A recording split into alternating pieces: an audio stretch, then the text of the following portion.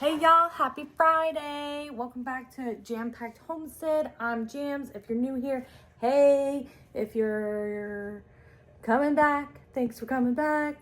I got a fun day planned for us today. Well, not really fun. I just got off work and I'm just thinking about doing some replanting of some seedlings. So I'm looking forward to you joining me. But before we get started, I'm gonna have a quick tea with some lemon and I'll meet you outside. Okay, in North Florida here, I think I'm 8B, zone 9A. It's March right now, 2026. I'm trying to get some seeds planted, or started, not planted. But anyways, I do have some stuff going in my garden, so it's not like detrimental that these things germinate or turn out fantastic, but I do really want to try some new varieties. So I'm trying to get some soil just for free from my yard. We have 7 acres here. I have areas where the horses were previously, but they're not on as heavily now. Now, whenever you do get soil from any other locations, there's always a chance, right, that there's going to be weed seeds or just like things that you don't want that actually do end up germinating. But I'm not too concerned about that. I'd rather try than not try at all. I got some new seeds and I'm going to collect some of this dirt. So I'm going to collect this stuff here, put it in a bucket, put it in some seed trays, see what happens. I mean, this stuff looks fine because there's not too much growing. I do know that there's like a lot of organic material here. I might go see if there's some other areas that are a little bit more peaty. This stuff's kind of sandy, but I do know there was a giant pile of hay here at one point, and it composted down beautifully over a year. So let's just see. Let's just try it out. There's definitely some grass seed in here, but it's better than not starting seeds. I mean, if you were gonna do this, or if you're living in the city, maybe you don't have a lot of organic material, I would still go to a section of your yard. In Florida, we have like a ton of sandy soil, right? You could get that, add fertilizer to it, maybe some like cocoa coir. But again, you're still paying for stuff, so you could still get that sand and just try it, see what happens before adding those amendments. But see, this stuff seems pretty alright. I see like one grub, which just means like this stuff is still composting. It's not completely composted, but I'm planting peppers in here. And what else am I planting? Peppers. I think maybe some flowers. Stuff that's not like lettuce or herbs where you're going to be eating the leaves is fine. Of course, do it at your own risk, but compared to chemicals we're getting at the grocery store, you might as well just... I don't know. I'm willing to risk it for the bacteria that comes from animal poop.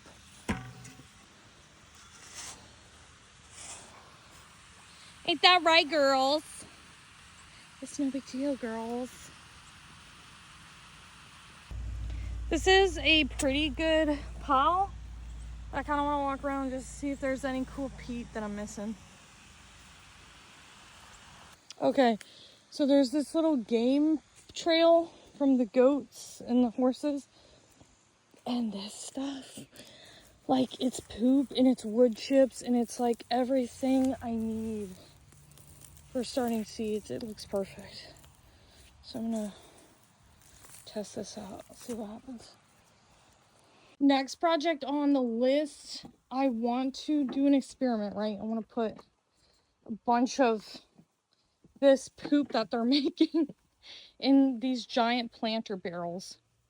And I want to put some bottle gourds in there because I'm not eating the bottle gourds. I'm saving them for like crafts and things. I'm sure they're a heavy feeder plant, so that I'm ideally looking to do Sunday. And I want to try to make a separate video and just showing that process because it sounds like a fun and inexpensive way to produce a lot. And also I'm cleaning out the barn while doing it. I try to make things fun by saying, hey, this can be useful another way. I don't know. But I'm more likely to do these chores. Oh my goodness. Ah! Oh my gosh. I just got punched in the face by a goat. I have these old nursery pots from last year. So I'm going to try to use them to germinate the rest now. I need to kind of take them and separate each little seedling as well. I just don't want them to go to waste. Remember, I could have like 20 plants by putting them in these little transplants. That'd be awesome. And I'd have a ton of Everglades.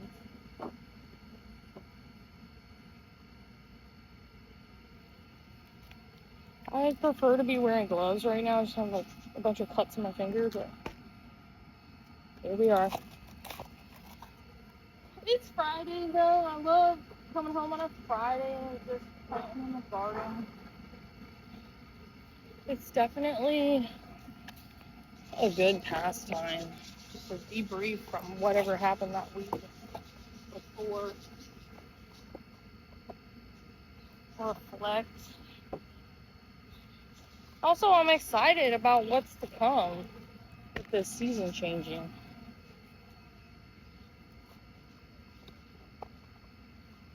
Gardening is something that I feel like it's a good metaphor for life.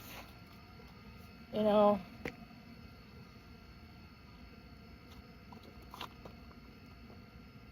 it's all about, I don't know, your gardening can evolve and change just like your mindset. Like at first when I started gardening, I would just buy everything brand new because I was scared about it not working out. And now that I've been gardening for a couple of years, and last year I had a ton of success, and I just used what I had. I made a whole garden at an IBC totes we got for free, and old wood around the property. Just doing something is just in my mind right now, and also like in the way I'm living my life, it's better than not trying. You know. I got all these seeds filled up, but I want to make more. Gardening is really a good thing too. I want to make more. So I can just germinate as much as possible. Okay, I ended up getting 16 total before I transplant my little seedlings in here or put some new seeds in here.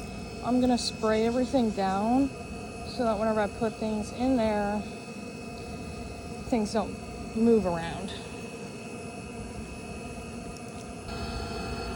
What a beautiful sunset here. But as soon as the heat comes out in Florida, then so do the no-see-ums, so do the mosquitoes.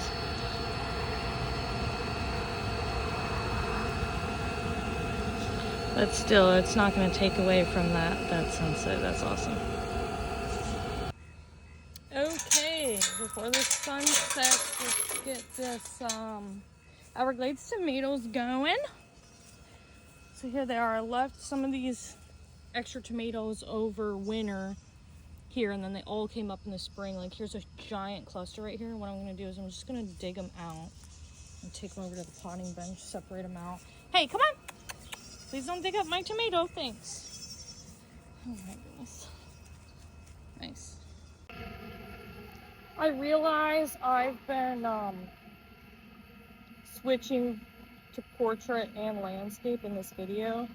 And I understand that's probably really frustrating. And I just dropped my phone. But if you're still in this video, even though I've been switching camera positions this whole time and filming on my iPhone, thanks for being here. Alrighty. So here we go. We got a little baby. And then I got a million other ones. So, bear with me. I'll be right back. I can already tell my idea to use the dirt from just around is going to have problems with drainage. So, this actually might just be a bust. Another one of those bust experiments. I'm fine with it. That's why we're planting Everglades tomatoes in here. They're used to our native soil. I don't know. I'm shooting my shot. Is it gonna work? I don't think so, but hey. I'm trying with my mud soup. This is disgusting. Okay, I'm over it. I'm over it. I'm gonna go inside. Oh, here, Grandpa.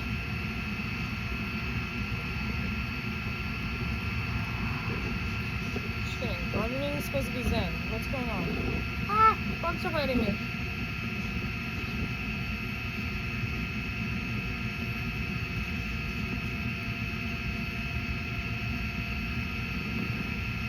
Ew. I stuck my finger in there. There's a fucking...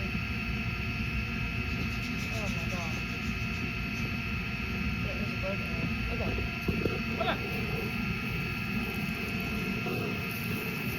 Got my Everglades tomatoes planted.